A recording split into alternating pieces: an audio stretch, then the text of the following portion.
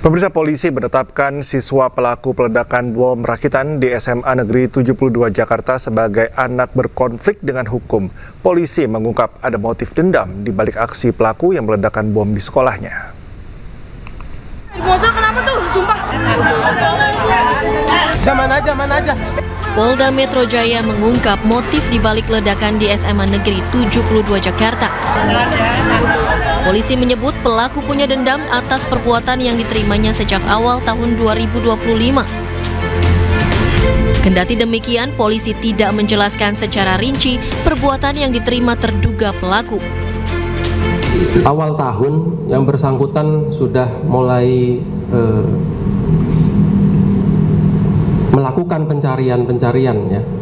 Ketika tadi disebutkan Pak Dirkrim merasa tertindas gitu ya, merasa kesepian, tidak ada harus menyampaikan kepada siapa. Sebelumnya, siswa yang meledakkan bom di sekolah ditetapkan sebagai anak berkonflik dengan hukum. Polisi memastikan terduga pelaku merupakan siswa aktif dan tidak terhubung dengan jaringan teroris manapun. Peristiwa peledakan bom rakitan terjadi pada Jumat 7 November pekan lalu. Peristiwa ledakan terjadi di masjid sekolah saat ratusan siswa tengah melaksanakan sholat Jumat. Akibat peristiwa ini, 96 orang menjadi korban dan beberapa diantaranya harus dioperasi karena terluka serius. Dari Jakarta, Tim Liputan iNews melaporkan. Kita ke informasi lain, pemirsa. Kanjeng Gusti Pangeran Adipati Anom Hamengkubuwono atau biasa disebut Gusti Purbaya resmi dilantik menjadi Raja Keraton Surakarta atau Pakubuwono ke-14. Di tengah perebutan kekuasaan, Gusti Purbaya menggantikan ayahnya Pakubuwono ke-13 yang meninggal beberapa waktu lalu.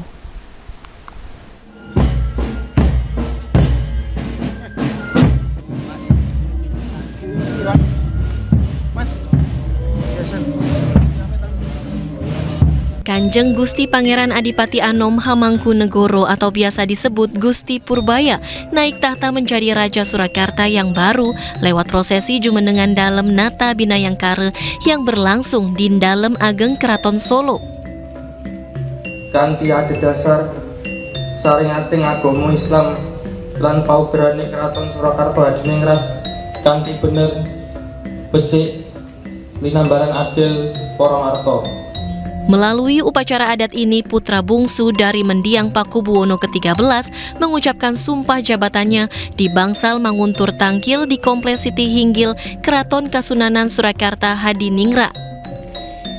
Dalam sumpahnya, ia berikrar akan menjalankan kepemimpinan berdasarkan syariat Islam dan hukum adat keraton. Dirinya juga bersumpah akan mendukung penuh Negara Kesatuan Republik Indonesia. Semua berjalan lancar, tidak ada yang menghalangi, dan semoga ini menjadi momen yang baru untuk Keraton Surakarta ke depan.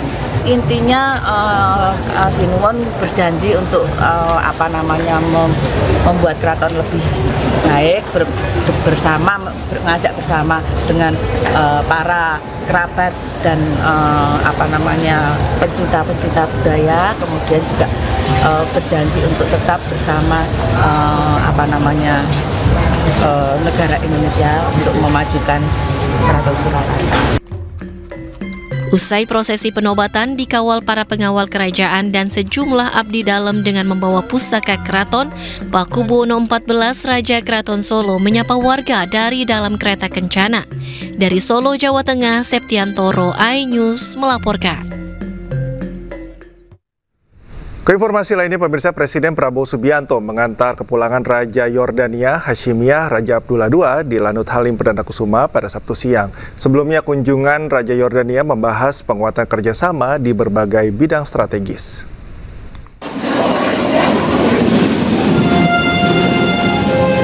Raja Yordania Hashimiyah Raja Abdullah II Ibnu Al-Husain menyelesaikan kunjungan kenegaraan di Indonesia Sabtu siang. Presiden Prabowo Subianto pun mengantar langsung Raja Abdullah II menuju Lanut Halim Perdana Kusuma usai mengunjungi Markas Komando Pasukan Gerak Cepat Kopaska. Keduanya tiba di Lanut Halim Perdana Kusuma pukul 12.00 waktu Indonesia Barat dengan menaiki mobil yang sama. Raja Abdullah II tampak mengenakan pakaian militer Yordania, sementara Presiden Prabowo memakai baju safari coklat.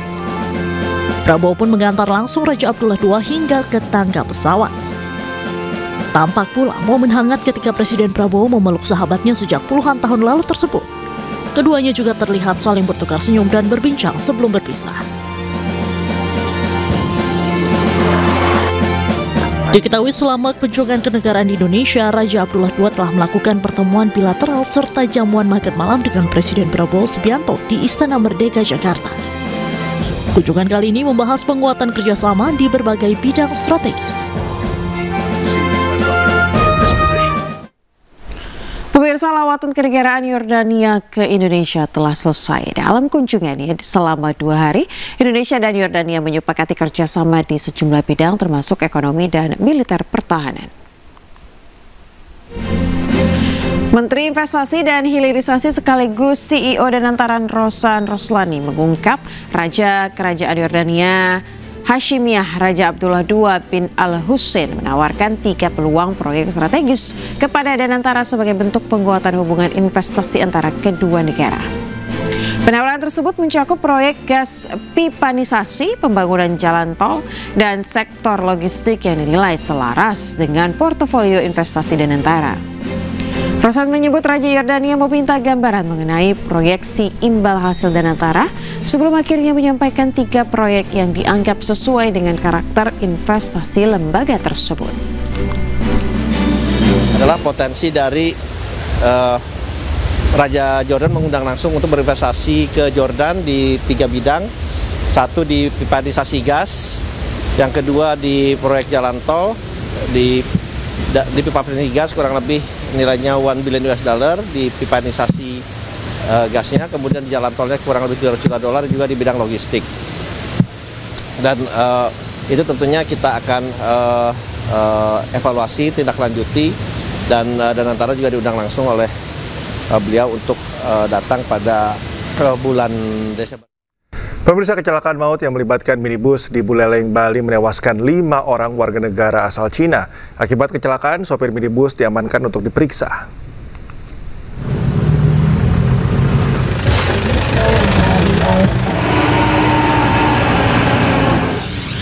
Sebuah minibus yang ditumpangi sebanyak 13 penumpang warga Cina di Buleleng, Bali terlibat kecelakaan maut, bahkan beberapa korban terpental hingga masuk perkebunan warga.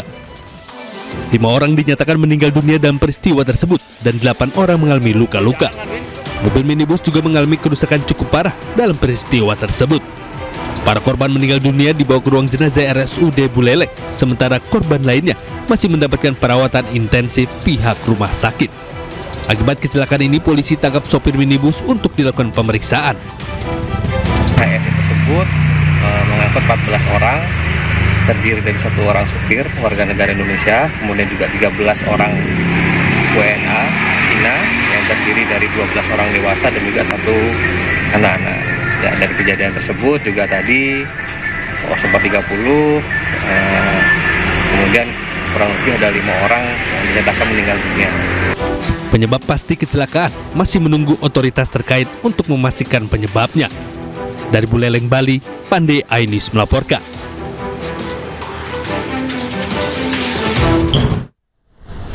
Pemirsa, diduga mengalami korsleting di bagian mesin. Sebuah mobil sedan hangus terbakar di ruas tol Jor, kilometer 46.400 Kota Bekasi, Jawa Barat.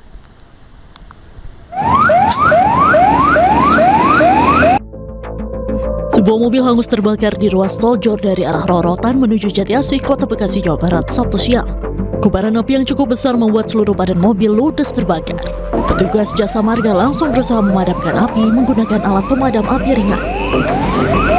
Selain itu, 1 unit mobil pemadam kebakaran dari Dinas Pemadam Kebakaran dan Penyelamatan Jakarta Timur diterjunkan ke lokasi untuk memadamkan api. Pengemudi berhasil menyelamatkan diri dari mobil kemudian turun ke bawah tol. Dugaan sementara, mobil hangus terbakar akibat korsleting di bagian mesin. Bahwa di kilometer 46.400 ada terjadi kebakaran mobil. Oke. Namun setelah itu kita melakukan TKP di TKP tersebut. Bang, ini kalau untuk pengemudi sendiri gimana Bang? Untuk pengemudi sendiri, informasi dari masyarakat tadi kita dapat lari ke bawah jembatan sini. Setelah hampir setengah jam, api berhasil dipadamkan. Akibat kebakaran mobil ini membuat kepadatan arus lalu lintas di ruas tol Jor dari arah Rorotan menuju Jati Asih. Dari Bekasi, Jawa Barat, Rahmat Hidayat, iNews melaporkan.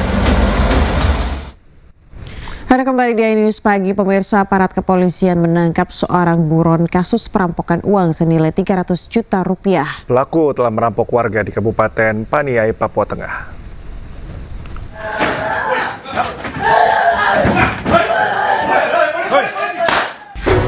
Tim gabungan dari Ewako Resmo Polda Sulawesi Selatan, Polda Papua Tengah bersama tim Pegasus Polres Jeneponto mengepung rumah salah satu buron kasus perampokan sadis di Kabupaten Jeneponto, Sulawesi Selatan. Pelaku merupakan DPO dari Polda Papua Tengah dalam kasus pencurian kekerasan. Penangkapan berlangsung dramatis lantaran saat penggerebekan pelaku telah bersiaga di dalam rumahnya dan sempat berusaha kabur hingga polisi melepaskan tembakan peringatan. Diketahui pelaku bersama dua rekannya merampok uang sebesar 300 juta rupiah milik warga di Kabupaten Paniai, Papua Tengah pada bulan Desember 2024. Pelaku merampok salah satu warga setempat di pinggiran kota. Setelah itu ketiga perampok ini menikam korbannya sehingga karena korban merasa terancam, akhirnya korban lompat ke jurang untuk menyelamatkan diri. Pelaku kerap berpindah-pindah lokasi hingga akhirnya melarikan diri ke Kabupaten Jeneponto yang merupakan kampung halamannya. Sementara untuk dua rekan pelaku telah lebih dahulu ditangkap oleh polisi di Papua Tengah.